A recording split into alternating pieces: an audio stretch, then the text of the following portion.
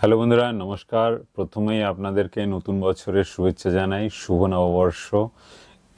বাংলার এই 1431 সাল পড়েছে এবং এই নতুন বছরে আপনাদের প্রত্যেকটা দিন ভালো কাটুক এবং আপনার সুস্থতার ভেতরে আপনাদের নিজেদের যে কর্মজীবন সেটাকে কর্ম করে যান এবং আপনাদের সবার ভালো হোক। তো বন্ধুরা, অনেক দিন আমি কোনো ভিডিও আনতে পারিনি, সেজন্য দুঃখিত। আসলে আমিও কাজের ভেতরে থাকি, সেজন্য আর ভিডিওটা অনেক সময় দেখা যায় যে প্রত্যেক সপ্তাহে ভিডিওটা করার যে সময়টা সাংসারিক চাপে সেটা আর হয়ে ওঠে না। তে যাই হোক, তার মাঝখানে আমি এখানে শর্টস ভিডিও একটু দেই, যেটা আপনারা দেখেন, তার জন্য অসংখ্য ধন্যবাদ আপনাদেরকে। তবে আজকে যে বিষয় নিয়ে আপনাদের সামনে উপস্থিত হয়েছি সেটা কিন্তু আয়ারল্যান্ড সম্পর্কিত নয়।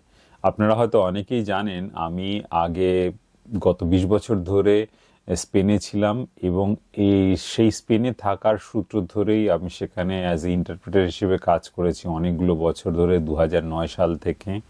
এবং সেই কারণেই যে ইমিগ্রেশন যে ব্যাপারগুলো সেগুলো কিন্তু আমি বুঝতে পারি এবং জানি, এবং আমার কাছে কি খবরও আসে এবং আমি এটা নিয়ে একটুখানি খোঁজ খবর নেওয়ারও চেষ্টা করি সব সময়।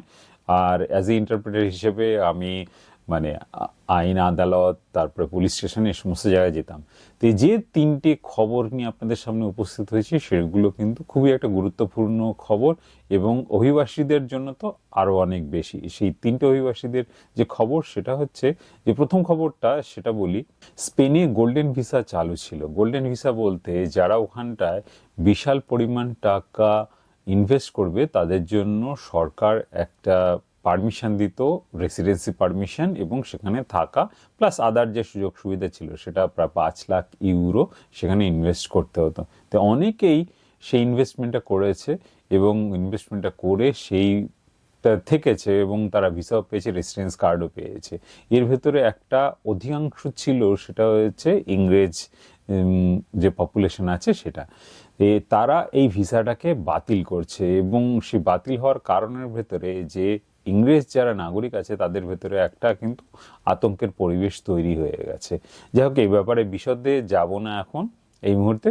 যে দ্বিতীয় যে খবরটা হচ্ছে সেটা হচ্ছে, স্পেনে যে কাগজ পাওয়ার যতগুলো যে একটা পদ্ধতি ছিল, সেই কাগজ পাওয়ার পদ্ধতির ভেতরে অন্যতম একটা পদ্ধতি ছিল সেটা হচ্ছে যে আরাইগো লাবোরাল।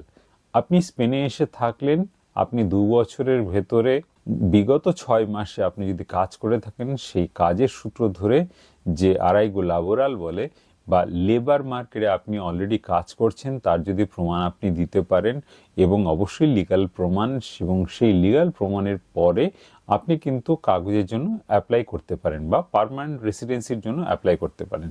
তো অনেকেই এখানে করেছে যে যারা অ্যাজাইল মেরেছে, এবং অ্যাজাইলামের সূত্র ধরে যে কাজের যে একটা পারমিশন যেটা দেয়, সেই কাজের পারমিশনের পরে তারা সেটাকে চেষ্টা করেছে যে ওই কাজের সূত্র ধরে তারা আরাইগো ল্যাবোরালের মাধ্যম দিয়ে সেক্ষেত্রে কাগজ পাওয়ার জন্য তারা অ্যাপ্লাই করেছে।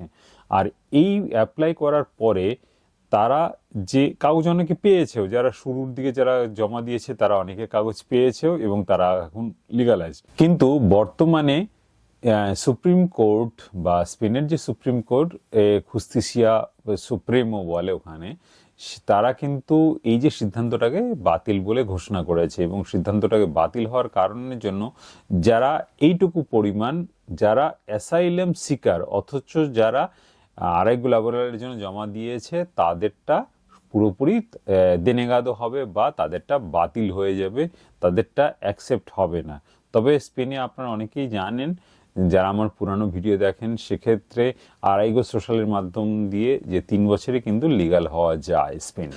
যেটা থার্ড এবং অত্যন্ত গুরুত্বপূর্ণ যে নিউজটা, সেটা হচ্ছে যে স্পেনে কিন্তু যে জেনারেল রেগুলারিজেশন বলে ওখানটায়, বা সেক্ষেত্রে কাগজ দেওয়া হবে, জেনারেল একটা ডিক্লেয়ার দেওয়া হবে, এবং তার জন্য অলরেডি কিন্তু তারা প্রস্তুতি শুরু করে দিয়েছে। এবং এই প্রস্তুতিটা কীরকমভাবে শুরু হয়েছে সেটা আপনাদেরকে কিছুটা বলি, পরে এ ব্যাপারে আপনাদের যদি বিস্তারিত জানার থাকে তাহলে অবশ্যই আমাকে কমেন্ট বক্সে জানাবেন, আমি সেই ব্যাপারে ভিডিওটা বানাবো বিস্তারিতভাবে। তো জেনারেল রেগুলারিজেশন যে বলে স্প্যানিশে, সেইটাতে যে কাগজ দেওয়ার জন্য প্রথমেই কিন্তু পার্লামেন্টে একটা নিয়ম আনতে হয়। সেই পার্লামেন্টে নিয়ম আনার জন্য তারা প্রস্তাব প্রথমে পেশ করেছিল, এবং সেই প্রস্তাবটাকে অধিকাংশ যে রাজনৈতিক দল আছে তারা মানে অ্যাকসেপ্ট করেছে, এবং তারা ধ্বনিভোটে সেটা পাশ হয়ে গেছে। একমাত্র ভক্স বা অতীব দক্ষিণ বা উলত্রা দেরেচা বলে স্প্যানিশে, সেই দল কিন্তু তারা এটাকে সাপোর্ট করেনি।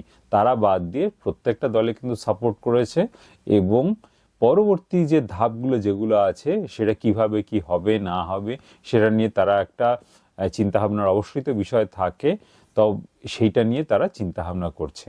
যে লাস্ট যে জেনারেল ডিক্লারেশন দিয়েছিল সেটা হচ্ছে 2005 সালে, তার মানে বুঝতেই পারছেন প্রায় 19 বছর আগে। এবং সেই 19 বছরের যে পরের যে ব্যাপারটা আর এখনকার ব্যাপারটা কিন্তু অন্যরকম একটা জিনিস, এবং তারা চাইছে যে এর মাধ্যমে অন্তত প্রায় প্রায় 5 লক্ষ থেকে 6 লক্ষ মানুষকে তারা এখানটায় লিগালাইজ করবে, কেননা লেবার মার্কেটও তাদের এখানে দরকার।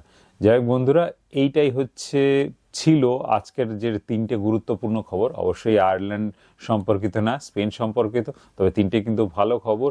আপনারা যদি এরকম ভিডিও আরও দেখতে চান তাহলে আমার চ্যানেলটিকে অবশ্যই সাবস্ক্রাইব করবেন, এবং যদি এই ভিডিও ভালো লেগে থাকে আপনাদের তাহলে অবশ্যই লাইক, শেয়ার এবং কমেন্ট করবেন।